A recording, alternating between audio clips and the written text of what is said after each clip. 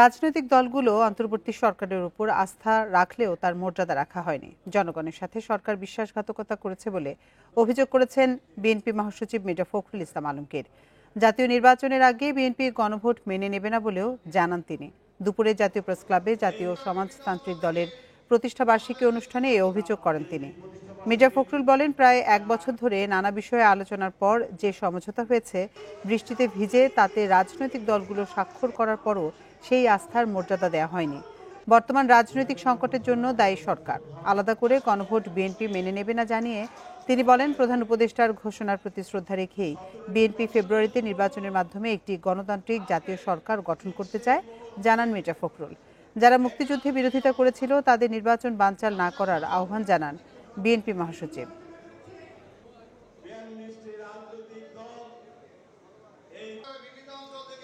নির্বাচন করতে চাই এবং আমরা 2026 সালের যে ফেব্রুয়ারি মাসে অন্তর্বর্তীকালীন সরকারের প্রধান উপদেষ্টা যে ঘোষণা দিয়েছেন, সেই ঘোষণার সঙ্গে একমত হয়ে আমরা নির্বাচন চাই। সেই নির্বাচনকে আজকে আপনার বানচাল করার জন্য, সেই নির্বাচনকে বিলম্বিত করবার জন্য একটা মহল উঠে পড়ে রয়েছে। জুলাই সনদ বাস্তবায়নে নভেম্বরে গণভোট দিয়ে ফেব্রুয়ারিতে জাতীয় নির্বাচনের দাবি জানিয়েছে জামায়াত ইসলামী। সকালে খুলনার ডুমুরিয়া স্বাধীনতা চত্বরে হিন্দু সম্মেলনে প্রধান অতিথির বক্তব্যে এসব কথা বলেন জামায়াতের সেক্রেটারি জেনারেল মিয়া গোলাম পরোয়ার।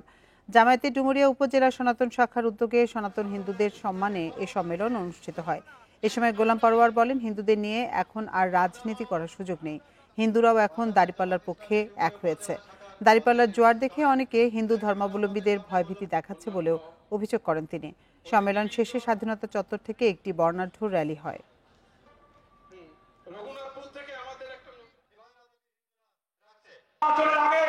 এই সংস্কার প্রস্তাবগুলো গণভোটে দিতে হবে এবং সেটা জাতীয় নির্বাচনের আগে নভেম্বরেই গণভোট দিতে হবে।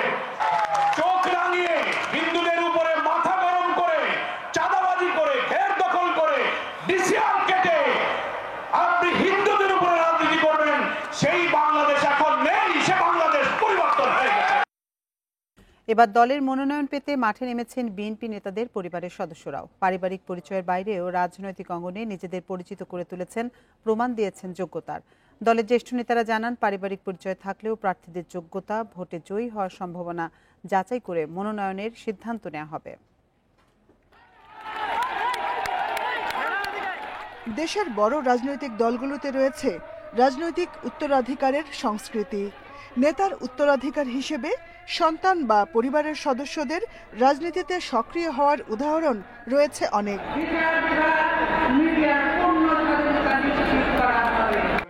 আগামী জাতীয় সংসদ নির্বাচনকে সামনে রেখে ভোটের মাঠে গণসংযোগ করছেন নেতাদের পরিবারের সদস্যরা। তাদের অনেকেই বিগত বছরগুলোতে আন্দোলনে সক্রিয় থেকে নিজের অবস্থান তৈরি করেছেন নিজ নিজ এলাকায়। বিএনপির স্থায়ী কমিটির প্রয়াত সদস্য সাবেক মন্ত্রী আসম হান্নান শাহর ছেলে শাহ রিয়াজুল হান্নান বাবার পথ ধরে রাজনীতি করছেন। গাজীপুর ৪ আসনের স্থানীয়দের মাঝে এরই মধ্যে ইতিবাচক ভাবমূর্তি গড়ে উঠেছে। বিএনপির কাউন্সিলরদের সরাসরি ভোটে আমি উপজেলা বিএনপির সভাপতি হয়েছি।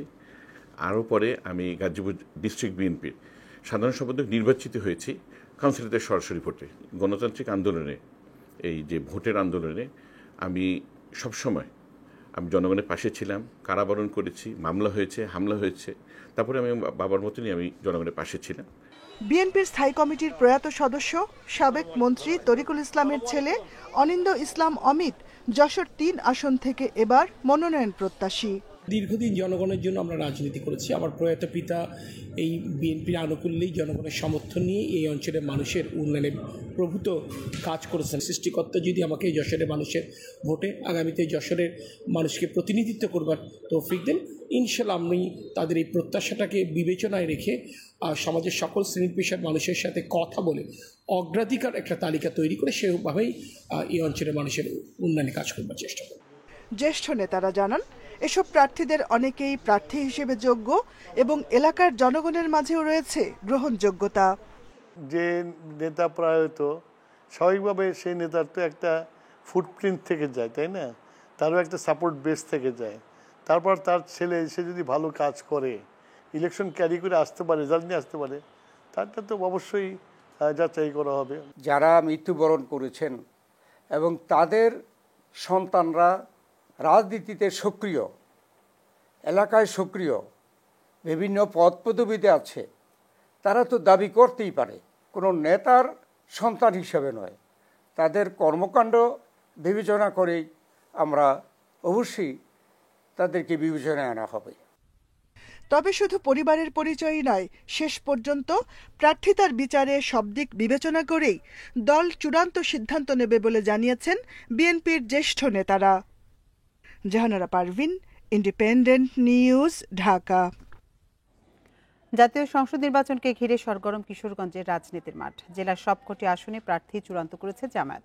গণ অধিকার পরিষদ 2টি ও 3টি আসনে প্রার্থী চূড়ান্ত করেছে বাংলাদেশ ইসলামী আন্দোলন। প্রতিটি আসনেই বিএনপির টিকিট চাইছেন দলটির একাধিক নেতা। তবে এনসিপির কমিটি গঠন না হওয়ায় দলের কার্যক্রম নেই মাঠে। আর এবার ভোটের যোগ্য প্রার্থী বেছে নেওয়ার কথা বলছেন ভোটাররা। উজান ভাটির মেলবন্ধন কিশোরগঞ্জ জেলার অর্ধেকেরও বেশি অংশ হাওর অধ্যুষিত। 13 উপজেলা নিয়ে গঠিত 6টি সংসদীয় আসন। আসন্ন ত্রয়োদশ জাতীয় সংসদ নির্বাচনকে ঘিরে প্রতিটি আসনেই সম্ভাব্য প্রার্থীরা বেশ সরব। বিগত 12টি নির্বাচনে জয় পেয়ে এসব আসন থেকে সাংসদ নির্বাচিত হয়ে দেশের নেতৃত্ব দিয়েছেন ঠিকই, তবে সে অনুযায়ী আর্থসামাজিক উন্নয়ন হয়নি জেলায়, অভিযোগ ভোটারদের। আমরা নতুন ভোটার হয়েছি, আমরা এমন একজন লোককে ভোট দিতে চাই যে দেশের কর্মস্থান করে দিবে, একজন ভালো লোককে আমরা ভোট দিতে চাই। রাস্তাঘাট যা আছে সবকিছু উন্নয়ন করবে এমন লোক ছাড়া তো আমরা কাউকে ভোট দিতে ইচ্ছুক না। তবে জেলার উন্নয়নে কাজ করার প্রতিশ্রুতি দিচ্ছেন সম্ভাব্য প্রার্থীরা। এরই মধ্যে ভোটের লড়াইয়ে 3 আসনে প্রার্থী চূড়ান্ত করেছে জামায়াতে ইসলামী ও ইসলামী আন্দোলন বাংলাদেশ। 6 জন যোগ্য প্রার্থীকে আমরা নমিনেশন দিয়েছি অনেক চিন্তা ভাবনা করে, তৃণমূলের মতামতের ভিত্তিতে। 6 জন প্রার্থী আমাদের যোগ্য উচ্চশিক্ষিত। কাস্টিং ভোটের 55 থেকে 60% ভোট হয়তো ইনশাল্লাহ আগামী নির্বাচনে আমরা পাবো, এবং মানুষ সেভাবেই প্রস্তুতি গ্রহণ করছে। মানুষ আর চাঁদাবাজি দেখতে চায় না, সন্ত্রাস দেখতে চায় না, মানুষ যোগ্য এবং সুস্থ নেতৃত্ব চায়। এদিকে প্রতিটি আসনে একাধিক নেতা বিএনপির টিকিট পেতে করছেন দৌড়ঝাঁপ। যারা দলের স্বার্থের শৃঙ্খলা বিরোধী কাজ করছে তাদের বিরুদ্ধে ইতিমধ্যেই সারা দেশে ব্যবস্থা নিচ্ছেন, এবং এই সিদ্ধান্তটা, এই কার্যকর এখনো অব্যাহত আছে। কাজে আমরা আশা করি যে সাধারণ মানুষের মধ্যে এখনো বিএনপির ব্যাপক গ্রহণযোগ্যতা। তবে এনসিপির কমিটি গঠন না হওয়ায় মাঠে নেই দলের কার্যক্রম। আগামী নির্বাচনে কিশোরগঞ্জের 25 লাখ মানুষ ভোটের মাধ্যমে তাদের জনপ্রতিনিধি নির্বাচিত করবে। Independent news. বোর্ড পরীক্ষার ফলাফল ভালো করতে শিক্ষক শিক্ষার্থীদের ক্লাসে উপস্থিতির বিষয়ে কঠোর হচ্ছে শিক্ষা মন্ত্রণালয়। এ বিষয়ে প্রতিষ্ঠানগুলোকে নির্দেশনা দেওয়া হচ্ছে। ফল খারাপ হলে আনা হবে জবাবদিহির আওতায়। তবে খাতা মূল্যায়নে কঠোর অবস্থানই থাকবে শিক্ষা বোর্ড। মানবিক নম্বর আর থাকবে না। গত 16 অক্টোবর প্রকাশিত হয়েছে এইচএসসি ও সমমান পরীক্ষার ফল। এবার পাশের হার 58.83%। গত বছরের থেকে পাশের হার কমেছে 18.95%। শিক্ষা মন্ত্রণালয় এই বিষয়ে আরও ভালোভাবে কাজ করা উচিত, তাদের একটা পরিকল্পনা তৈরি করা উচিত। এবছরের রেজাল্টের আলোকে আরও কিভাবে সুন্দর এবং বাস্তবমুখী একটা রেজাল্ট বাইর করা যায়। মানবিকতার নম্বর দেয়া বন্ধ হওয়ায় এসএসসি ও এইচএসসিতে প্রকৃত ফলাফল উঠে আসছে। এখন থেকে এই পদ্ধতিতেই খাতা দেখা হবে। এই অবস্থা থেকে কিভাবে ফল ভালো করা যায় সেটি নিয়ে কাজ শুরু করেছে শিক্ষা বোর্ড। এরই মধ্যে বোর্ড থেকে শিক্ষা প্রতিষ্ঠানগুলোকে বেশ কিছু নির্দেশনা দেয়া হয়েছে। শিক্ষক শিক্ষার্থীদের ক্লাসে উপস্থিতির বিষয়েও কঠোর নিয়ম হচ্ছে। অনেক প্রতিষ্ঠানেই শিক্ষকরা নিয়মিত ক্লাস নেন না। সেই সঙ্গে ইংরেজি ও আইসিটি বিষয়ের দক্ষ শিক্ষকদের ঘাটতির কারণেও ফল হচ্ছে খারাপ। বেশ কিছু জায়গা আছে স্কুল অ্যান্ড কলেজ, সেখানে স্কুলের টিচার দিয়ে কলেজ চলছে, কলেজের জন্য আলাদা টিচার তারা নিয়োগ দেয়নি। আমাদের সাথে কথা দিয়ে তারা কলেজ শাখা খুলে নিয়ে গেছে, খোলার অনুমতি নিয়ে গেছে শর্ত সাপেক্ষে যে এই 6 মাসের মধ্যে টিচার নিয়োগ দেব। যেসব শিক্ষা প্রতিষ্ঠানে ফল খারাপ হয়েছে তাদেরকে জবাবদিহিতার আওতায় নিয়ে আসা হবে। একজন শিক্ষার্থীও পাশ করেনি সেসব প্রতিষ্ঠানকেও কারণ দর্শানোর চিঠি দেওয়া হচ্ছে। গুচ্ছ গুচ্ছ আকারে আমরা কয়েকটা কলেজকে ডাকবো, ডেকে এখানে আমরা তাদের সঙ্গে মত বিনিময় করব, আর আমরাও গিয়ে ভিজিট করে আসবো। পাশ ফেল নয়, শিক্ষার মান বাড়াতে জোর দিচ্ছেন শিক্ষা গবেষকরা। শিক্ষার্থীরা যেন মোবাইল ফোনে আসক্ত না হয় সেদিকেও নজর দিতে হবে অভিভাবকদের। ক্লাসরুমে পড়ানোর কোনোই বিকল্প নেই, তাকে প্রায়োরিটি দিতে হবে। ক্লাসরুমের টিচিংটাকে তার ফোকাসে রাখতে হবে, অ্যাসেসমেন্টটাকে তার ফোকাসে রাখতে হবে। এটাকে রেখে সে অন্য কাজগুলো করে। শিক্ষকরা ক্লাসরুমমুখী হওয়াটা খুব বেশি জরুরি। শিক্ষার মান নিশ্চিতে শুধু উদ্যোগী নয়, বাস্তবায়নে নিতে হবে ধাপে ধাপে পদক্ষেপ। নূরে আলম, ইন্ডিপেন্ডেন্ট নিউজ, ঢাকা। সরবরাহ বাড়ায় বাজারে কমছে শীতের আগাম সবজির দাম, তবে বাড়তি পেঁয়াজ ও ডিমের দাম। এছাড়া বাজারে ইলিশের পর্যাপ্ত সরবরাহ থাকলেও দাম আগের মতোই চড়া। সাধারণ ক্রেতাদের নাগালের বাইরে মাঝারি থেকে বড় আকারের ইলিশ বাজারে স্বস্তি নিশ্চিতে তদারকির তাগিদ ক্রেতাদের। মাছ ধরায় ২২ দিনের নিষেধাজ্ঞা শেষ হওয়ার পর থেকেই বাজারে মিলছে ইলিশ। তবে নানা আকারের ইলিশের সরবরাহ থাকলেও কমেনি দাম। ১ কেজি ওজনের ইলিশ ২২০০ থেকে ২৫০০ টাকায় বিক্রি হচ্ছে। এর বেশি ওজন হলে দাম নেওয়া হচ্ছে ৩০০০ টাকা। বিক্রেতারা বলছেন ইলিশের সরবরাহ বাড়লেও ক্রেতার সংখ্যা কম। ইলিশ মাছ একটু দামই বেশি ভাই। আপনার ৮০০ গ্রাম ৯০০ গ্রাম মাছ বেশি ২২০০-২০০০ টাকা বেচেছে। ১ কেজি মাছ ২৪০০ টাকা বেচেছে। ক্রেতারা বলছেন চড়া দামের কারণে সাধারণের ধরাছোঁয়ার বাইরে ইলিশ। ২৫০ গ্রাম বা ২০০ গ্রাম ওজন হবে, ওটার কেজি ১০০০ টাকা। একেবারে উচ্চবিত্ত ছাড়া কেউ খেতে পারবে না। এদিকে কিছুটা স্বস্তি সবজির দামে। শীতের আগাম সবজির সরবরাহ বাড়ায় বেগুন সহ বেশ কয়েকটি সবজির দাম কেজিতে ১০ থেকে ৩০ টাকা পর্যন্ত কমেছে। বেশিরভাগই ৫০ থেকে ৬০ টাকার মধ্যে মিলছে। গত সপ্তাহে আমি করছিলাম, তাতে থেকে ১০-২০ টাকা পার কেজি কমে। এই সময় একটু বাজারের দাম একটু কম হওয়ার কথা, কিন্তু তুলনামূলক বেশি। রসুনের দাম কিছুটা কমে কেজি প্রতি ৮০ টাকা হলেও পেঁয়াজের ঝাঁজ বেড়েছে। কেজি প্রতি বিক্রি হচ্ছে ৯০ টাকায়। ১০ টাকা দাম বাড়ছে বেশি। আগে বেচে ৮০ টাকা, ওনা বেচা লাগে ৯০ টাকা, কিন্তু কাস্টমার পাইতে আসে না। মুরগির দাম কিছুটা স্থিতিশীল থাকলেও একদিনের ব্যবধানে ডিমের দাম ডজন প্রতি বেড়েছে ৫ থেকে ৬ টাকা। Tanvir Ahmed, independent news, Dhaka. জয়পুরহাটের হিমাগারগুলোতে পড়ে আছে হাজার হাজার মেট্রিক টন আলু। বাজারেও ভালো দাম না পাওয়ায় বিপাকে পড়েছেন কৃষক, ব্যবসায়ী ও হিমাগার মালিকরা। দাম ওঠার কোনো সম্ভাবনাও না থাকায় হতাশ তারা। এই অবস্থায় লোকসানে বোঝা বয়ে বেড়াতে হচ্ছে তাদের। জয়পুরহাটের ২১টি হিমাগারে সংরক্ষিত আলুর বেশিরভাগই পড়ে আছে অবিকৃত। এতে মৌসুমের শুরু থেকে বিপাকে আছেন ব্যবসায়ী, কৃষক এবং হিমাগার মালিকরা। লাভের আশায় হাজার হাজার বস্তা আলু সংরক্ষণ করে এখন লোকসান গুনতে হচ্ছে তাদের। আমরা ১৪০০-১৫০০ টাকা বস্তা এখানে আলু কিনে রাখছি। সে আলু এই বছর আসে আমরা ১০০ টাকা বস্তা পাচ্ছি। এই বছর আলুর দাম কম, কৃষক মরতেছে, তার কোনো ব্যবস্থা সরকার আজ পর্যন্ত করতে পারেনি।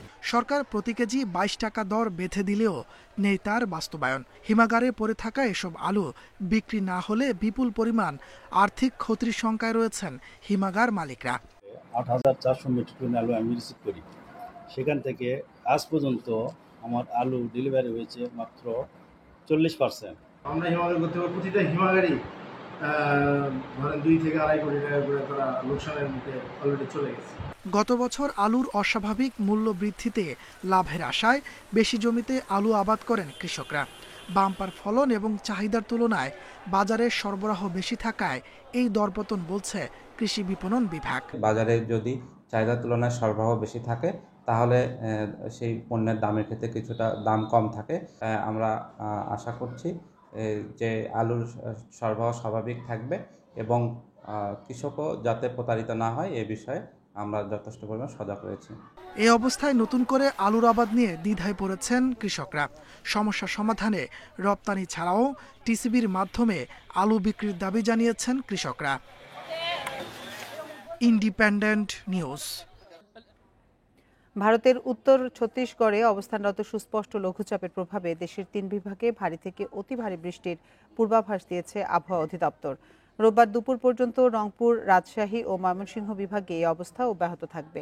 আবহাওয়াবিদরা জানিয়েছেন, ঘূর্ণিঝড় মন্থা স্থলভাগ অতিক্রম করার পর দূরে এসে এভাবে বৃষ্টি ঝরানোর পেছনে কারণ হল আরব সাগরে সৃষ্টি হওয়া আরেক নিম্নচাপ। এদিকে রাজধানীতে আজ ও আগামীকাল বৃষ্টি হতে পারে। শনিবার বৃষ্টির পরিমাণ কিছুটা বাড়লেও বেশিক্ষণ ধরে হবে না। আর এ সময় ভারী বৃষ্টির সংখ্যা নেই। ভোর 6টা পর্যন্ত গত 24 ঘন্টায় দেশের সর্বোচ্চ বৃষ্টি রেকর্ড করা হয় চুয়াডাঙ্গায় 28 মিলিমিটার। এ সময় সর্বোচ্চ তাপমাত্রা ছিল নরসিংদীতে 35.3 ডিগ্রি সেলসিয়াস।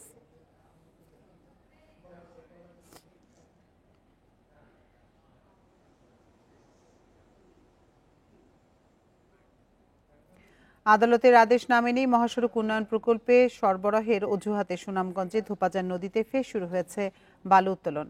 এসব বালু অবাধে বিক্রিও হচ্ছে ব্যবসায়ীদের কাছে। পরিবেশ রক্ষা ও স্থানীয়দের জীবিকা বাঁচাতে বালু উত্তোলন বন্ধের নির্দেশ দিয়েছিল আদালত।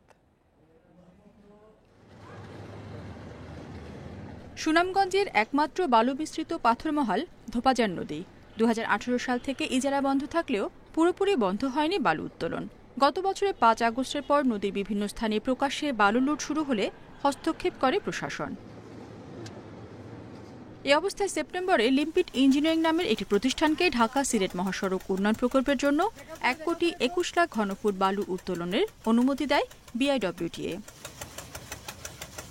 স্থানীয়রা জানান, অনুমতি পেয়েই নদীর একাধিক স্থানে ড্রেজার ও বোমা মেশিন বসিয়ে বাল্কহেড নৌকায় তোলা হচ্ছে বালু।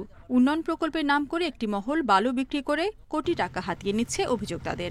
ততটুকু জানছি যে বিট বালুর অর্ডার আনছে, কিন্তু এখন তারা নিয়ে যেছে আমরা এলাকার সম্পদ ভাঙ্গা বালু সিলেকশন বালু এলাকাবাসী তখন বাধা দিতেছে, বাধা দিয়ে তখন ফিরাইতে পারতেছে না, চুরি করে নেগা 4 লাখ মানুষ বইতে হয়নি।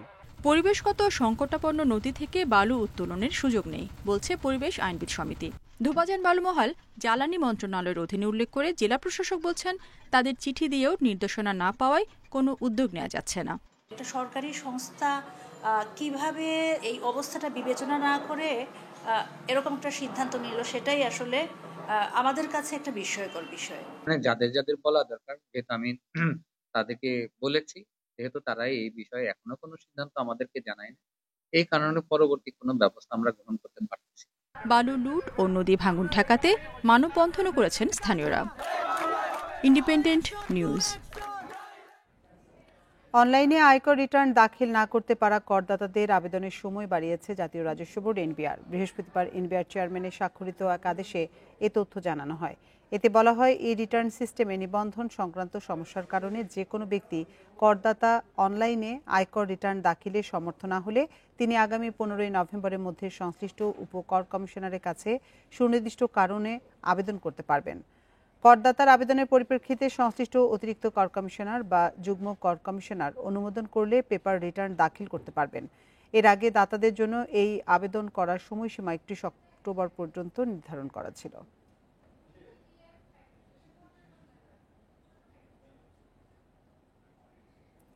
জানুয়ারিতে মুদ্রানীতির কিছুটা পরিবর্তন আনা হতে পারে বলে জানিয়েছে কেন্দ্রীয় ব্যাংক। বৃহস্পতিবার আন্তর্জাতিক মুদ্রা তহবিল IMF এর 5ম রিভিউ মিশনের সঙ্গে বৈঠকে এই তথ্য জানায় কেন্দ্রীয় ব্যাংক।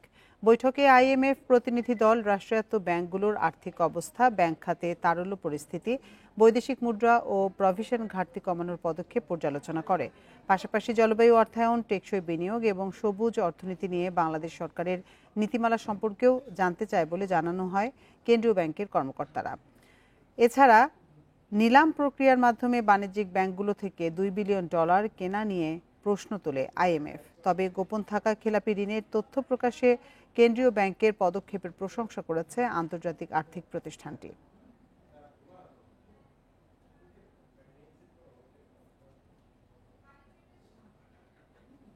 এখন থেকে সরকারি ব্যাংক ও আর্থিক প্রতিষ্ঠানের চেয়ারম্যান ও পরিচালকদের কর্মক্ষমতার বার্ষিক মূল্যায়ন করবে সরকার। এছাড়া আর্থিক ও নৈতিকতার বিষয় যথাযথভাবে যাচাই বাছাই করে চেয়ারম্যান ও পরিচালকদের নিয়োগ দেওয়া হবে। এমন নিয়ম যুক্ত করে বৃহস্পতিবার সরকারি ব্যাংক ও আর্থিক প্রতিষ্ঠানের চেয়ারম্যান পরিচালক নিয়োগ নীতিমালা 2025 জারি করেছে অর্থ মন্ত্রণালয়। নতুন নীতিমালা রাষ্ট্র মালিকানাধীন বাণিজ্যিক ব্যাংক, বিশেষায়িত ব্যাংক, আর্থিক প্রতিষ্ঠান এবং সরকারের শেয়ার রয়েছে এমন বেসরকারি ব্যাংক ও আর্থিক প্রতিষ্ঠানের ক্ষেত্রে প্রযোজ্য হবে। আর্থিক ও নৈতিকতার বিষয় যথাযথভাবে যাচাই বাছাই করে চেয়ারম্যান ও পরিচালকদের নিয়োগ দেওয়া হবে। নিয়োগ পাওয়ারা কর্মকর্তারা প্রতিষ্ঠানের দৈনন্দিন কাজে অংশ নিতে পারবেন না, আর বয়স হবে 45 থেকে 75 বছর পর্যন্ত।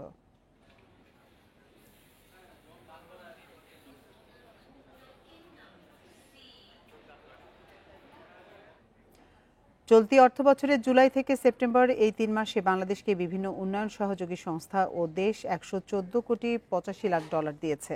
অন্যদিকে একই সময়ে ঋণের সুদ ও আসল বাবদ প্রায় $128 কোটি পরিশোধ করেছে সরকার। বৃহস্পতিবার হালনাগাদ প্রতিবেদনে এসব তথ্য দিয়েছে অর্থনৈতিক সম্পর্ক বিভাগ ERD।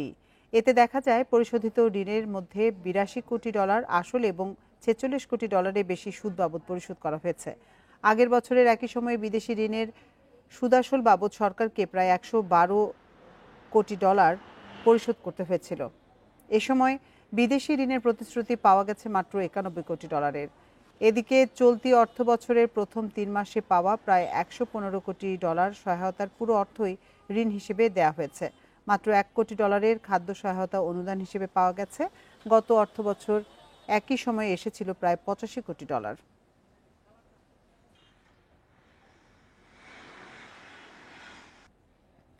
রাজধানীর চিনমোট্টি সম্মেলন কেন্দ্রে চলছে আন্তর্জাতিক পর্যটন মেলা। দ্বিতীয় দিনে সকাল থেকেই মেলায় রয়েছে দর্শনার্থীদের ভিড়। আয়োজনে tour operators association of Bangladesh TOAB. এবারই মেলায় অংশ নিয়েছে মালয়েশিয়া, শ্রীলঙ্কা, নেপাল, মালদ্বীপ সহ 12টি দেশের প্রতিনিধি ও পর্যটন খাতের দেশি বিদেশি 2000-এর বেশি ব্যবসায়ী। রয়েছে 220টি স্টল। প্রতিটি স্টলেই ভ্রমণকারীদের জন্য থাকছে নানা ছাড় ও অফার। সকাল 10টা থেকে রাত 8টা পর্যন্ত দর্শনার্থীদের জন্য খোলা থাকছে মেলা। প্রবেশ মূল্য নির্ধারণ করা হয়েছে $50, তবে উন্মুক্ত থাকছে শিক্ষার্থী, মুক্তিযোদ্ধা ও জুলাই যোদ্ধাদের জন্য। মেলা চলবে শনিবার পর্যন্ত।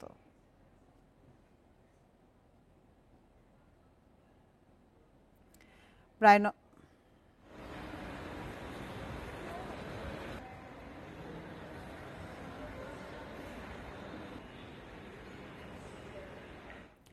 প্রায় 9 মাস পর আগামীকাল থেকে পর্যটকদের জন্য উন্মুক্ত হচ্ছে সেন্ট মার্টিন। তবে লোকসানের শঙ্কায় মৌসুমের শুরুতে কাল থেকে জাহাজ না চালানোর সিদ্ধান্ত নিয়েছেন জাহাজ মালিকরা।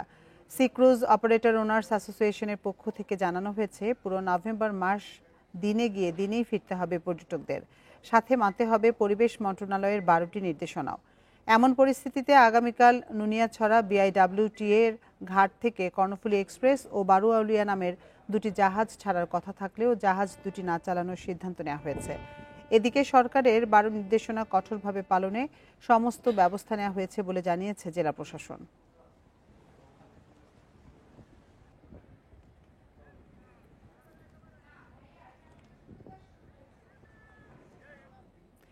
এ নিয়ে বিস্তারিত জানাতে কক্সবাজার থেকে আমাদের সঙ্গে যোগ দিয়েছেন আমাদের সহকর্মী তৌফিকুল ইসলাম। তৌফিক, কাল থেকে তো জাহাজ মালিকরা জাহাজ না চালানোর একটা সিদ্ধান্ত নিয়েছে। এতে করে কি ধরনের লোকসান হবে এবং পর্যটকরা আসলে কি ধরনের ভোগান্তিতে পড়বেন? মূলত 9 মাস পরেই জাহাজ চলাচলের যে নিষেধাজ্ঞা সেটি তুলে নিয়েছে। নিষেধাজ্ঞা বলতে নয়, আসলে মূলত যে সেন্ট মার্টিন দ্বীপে জাহাজ চলাচলের যে মৌসুম সেটি আগামীকাল থেকে শুরু হয়েছে। তবে জাহাজ মালিকরা কিন্তু যাচ্ছে না, আগামীকাল কোনো জাহাজ কিন্তু ছেড়ে যাচ্ছে না।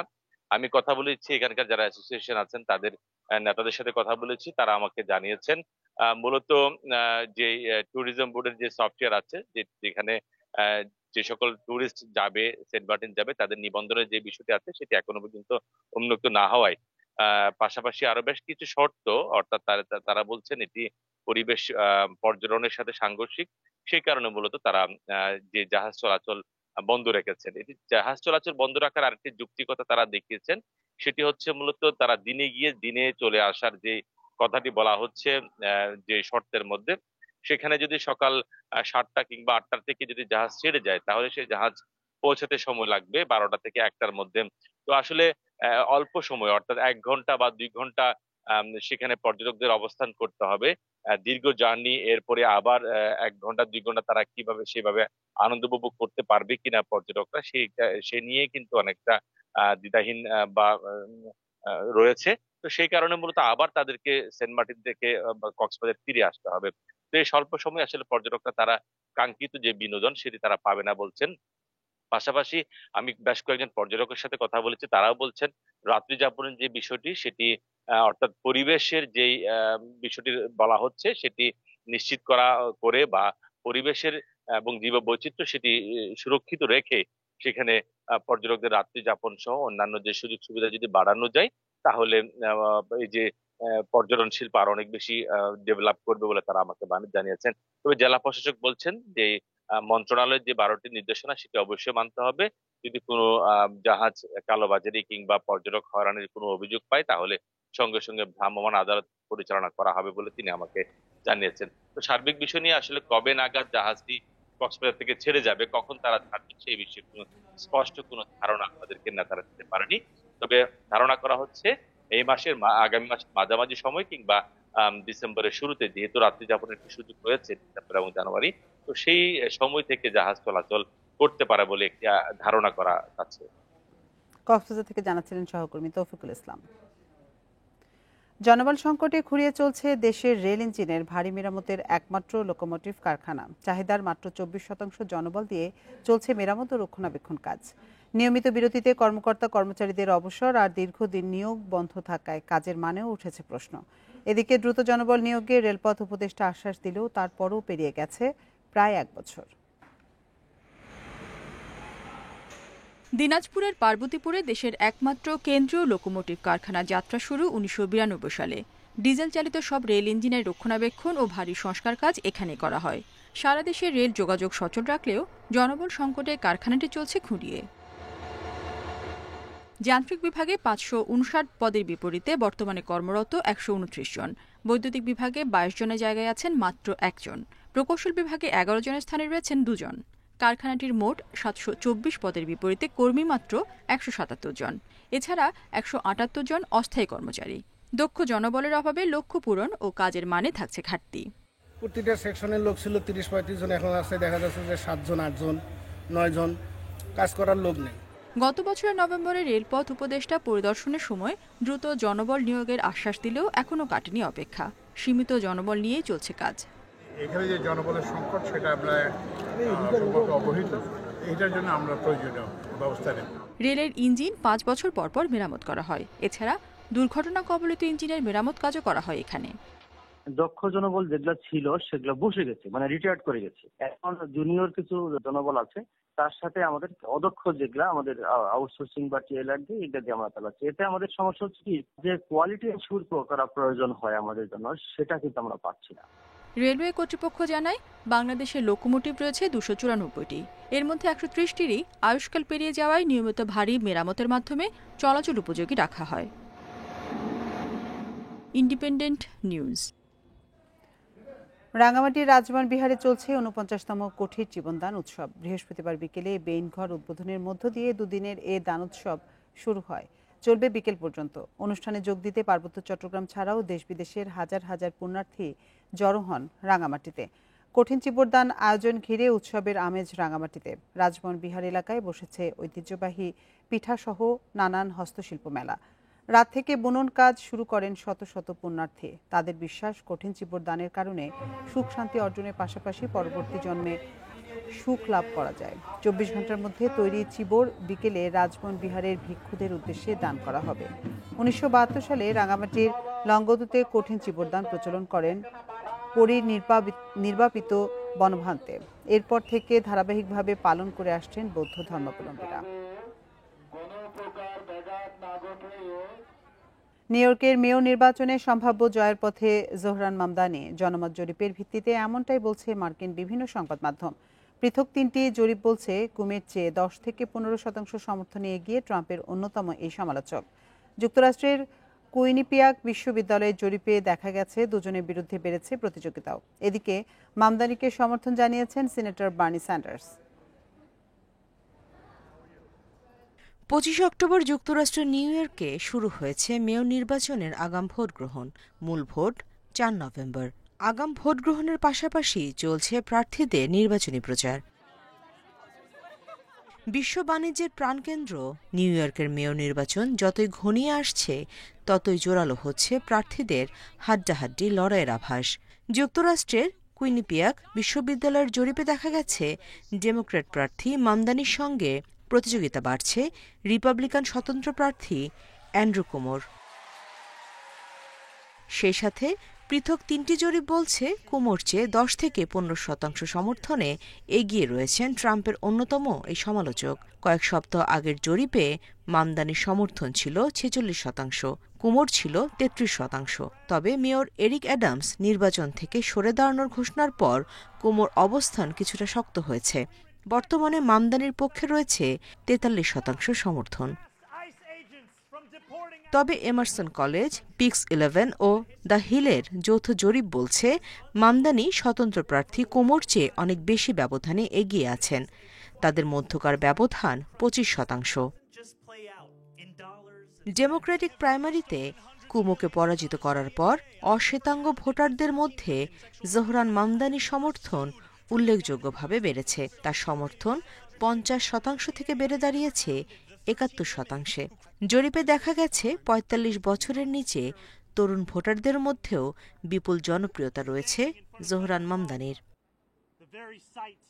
এদিকে শুধু প্রার্থীরাই নন, মামদানির জয় ঠেকাতে মরিয়া মার্কিন প্রেসিডেন্ট ডোনাল্ড ট্রাম্পও। মামদানির ফিলিস্তিনপন্থী অবস্থানে অসন্তুষ্ট তিনি। তবে জরিপ বলছে জোহরানের প্রতি সমর্থন জানিয়েছে একাধিক প্রগতিশীল ইহুদি সংগঠন। নিউ ইয়র্কে বসবাসরত ইহুদি ভোটারদের মধ্যেও জনপ্রিয় জোহরান মামদানি। নিউ ইয়র্ক শহরকে সাশ্রয়ী করে তোলা জোহরানের অন্যতম নির্বাচনী প্রতিশ্রুতি। এক্ষেত্রে বিনামূল্যে বাস পরিষেবা, বাসা ভাড়া নিয়ন্ত্রণ, নিত্যপণ্যের দাম কমানো উল্লেখযোগ্য। তাছাড়া শিশুদের জন্য বিনামূল্যে চাইল্ড কেয়ার প্রতিষ্ঠা করতে চান জোহরান মামদানি। Nusrat Serin, independent news. আর এই ছিল বিরতিহীন সংবাদ দুপুরের আজকের আয়োজনে। ইন্ডিপেন্ডেন্ট টেলিভিশনের সব খবরে বিস্তারিত জানতে চোখ রাখুন ফেসবুক, ইউটিউব এবং এক্সে। এতক্ষণ সাথে থাকার জন্য ধন্যবাদ সবাইকে।